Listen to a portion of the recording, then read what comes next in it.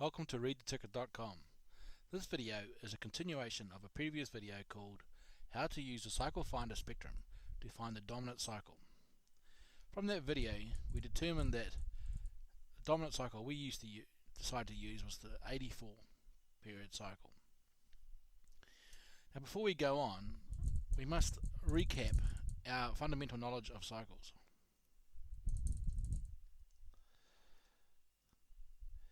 Underneath the menu bar called General Information, Hurst Logic, you'll find this chart. It shows the anatomy of a cycle. The cycle, the trough, the peak, amplitude, time, the phase, the period between troughs or peaks, a quarter cycle, a half cycle, a three-quarter cycle, that'll be a full cycle. The blue line is price action, so here we've got a peak here, but the price peak is skewed a bit later to the right. Once again we get skewed here. Here we have a cycle swing up, but price continues to trend down. That's called a price inversion. Just recap with the methodology on this image, just to understand the terminology. Once again, you can find that under General Information, Hurst Logic. Let's close that down.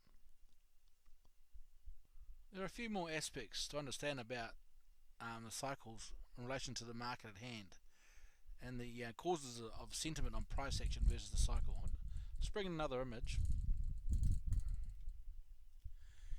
Here we have a sine wave cycle, or the Hurst cycle down below here. And I've marked out the peak, the trough, peak, trough, peak, trough. Above I have three market types: bull, bear and a sideways market. In a bull market, the bullish sentiment is stronger than the bearish sentiment. So when the bulls are bidding up prices, they're not going to give up their bullish price action easily, so you can expect the tops to be skewed slightly to the right of a peak of a cycle. Generally speaking, this skewing should happen no later than the end of a half cycle. So for example, if the peak is here, this time frame down to there, the actual top should occur before the end of a half cycle. And once again, when the market sells off in a bull market, the bottom of that sell-off is generally earlier than the trough. This is because the sentiment is strong for the bullish and they quickly want to bid up prices. So the bullish sentiment has a direct effect on the timing of the peak and troughs on the cycles. So once again we get a peak here, but the actual price action peak is skewed a little bit to the right.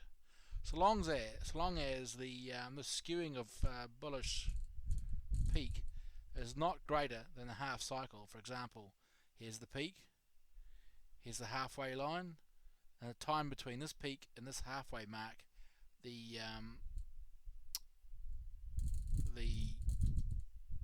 reversal in price action should be in.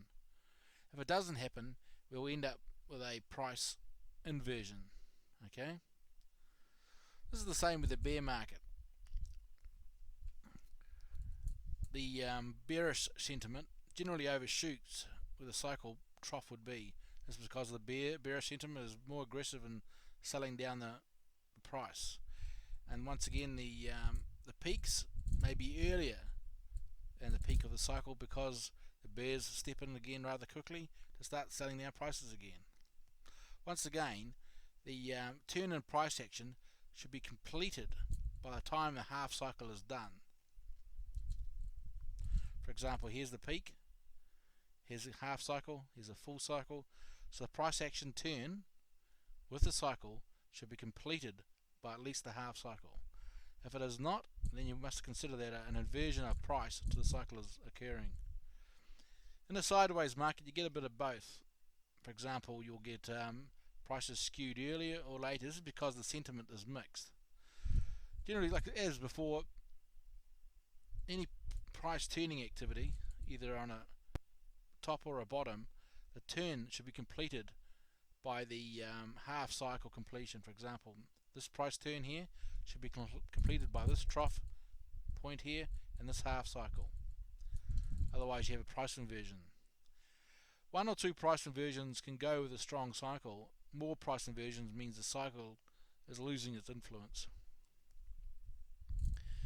There are two very powerful sort of investment decisions or trading decisions you can see with these cycles. One is obviously where price action turns with the cycle, and price action turns with the cycle down here, and also when price action confirms an inversion. Here is an inversion, and here's an inversion. What you will see here is the cycle is expecting price to turn down, but the price action is so strong it continues up, and this is a very powerful signal for a bullish market, and likewise for a bearish market. In the end, you have to look at a number of charts to get experience with understanding this, but there's two types of signals: a price inversion and obviously a price swing with the market. Let's go back to the main chart.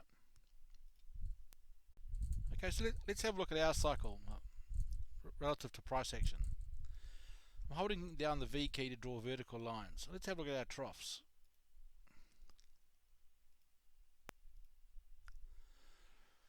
Okay, so a trough here, here, here, here, and there. I'll put another one in here. Okay. Our peaks.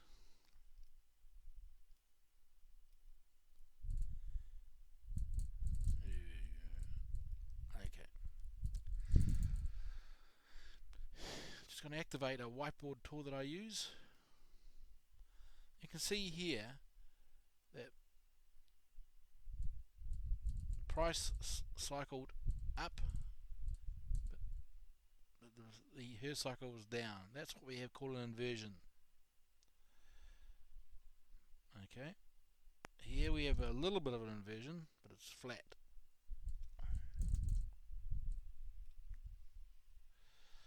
Okay, so I'm pretty happy with the presentation of our cycle to price action. It's a bullish market. Some of the tops, for example, here are skewed. Yes, the inversion here, so we don't really get a top. A little bit of skewing going on here. Our bottoms are slightly skewed. Spot on, spot on. Not bad. The skewing here, this one's a bit early, this bottom. So generally speaking, we have a pretty well behaved cycle, and we've done this on the February the 8th 2010 to forecast what's likely to happen in the future. Okay, just clear my markings.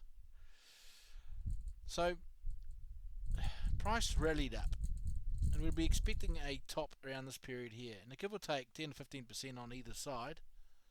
We're expecting a top about here. Now this very strong bullish sentiment pushes the prices up. You don't take a position in the market to clear your, sell your portfolio or take puts purely based on a turn on a sideways cycle or Hurst cycle. You really want to see price action confirm that the market is beginning to sell off. We saw this, there's a couple of heavy days of selling volume in here, and then the Greek crisis became relevant, and obviously we got the flash crash and brought everything down.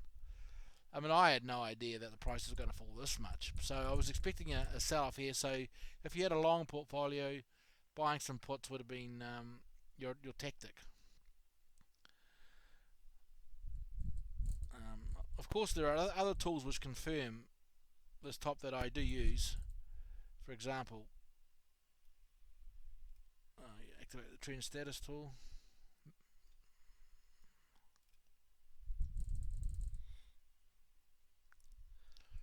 You'll see here that those who've watched the video on the RTT trend status tool, we get very excited when we get a change in colour here. Both times I went from green to blue, and both times a top came in, or some selling came in. This basically just told me that prices are very extended, and a lot of managers are looking with very handsome profits on their portfolio, so any selling could be over exaggerated. Okay.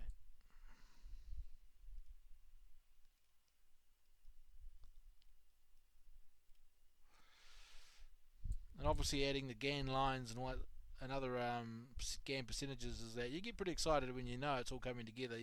You've measured the market geometry, you've measured the market cycles, and you suddenly get some Wyckoff confirmation that selling volume is coming in, and you're expecting prices to decline. All right, so we had our peak here, and it pretty much came in line. The next one, based on this 84 period of cycle, we're looking for a trough around here. But as you can see, it came in a little bit skewed here. The other thing about a Hurst cycle, we did the study to find the 84 period of cycle on the 2nd of February the 8th, sorry. As time goes on, you'd have to go back and retest the 84 period cycle within the cycle finder spectrum to see if the Bartels is maintained. You can't just select the cycle here and expect it to go on forever, because price action does change, and you need to go back and refresh with the cycle finder spectrum the cycle period. It's most likely that could swing between anything between 75 and 90, and here it may have done as the cycle skewed out a bit longer. As you can see, it's not too bad. Price action started to go a bit funny around this area here. Just so happens Ben Bernanke made a very famous speech called the Jackson Hole speech, and market was bid up here through his actions. So that's why we get the cycle behaving badly here. So, like I said before, you find the cycle.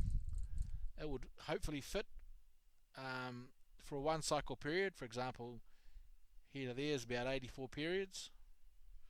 And as the weeks go along, you need to go back and refresh the cycle period within the cycle finder spectrum to make sure that the Bartels values maintains a lower percentile. I'm sorry, we've run out of time. Thanks for watching.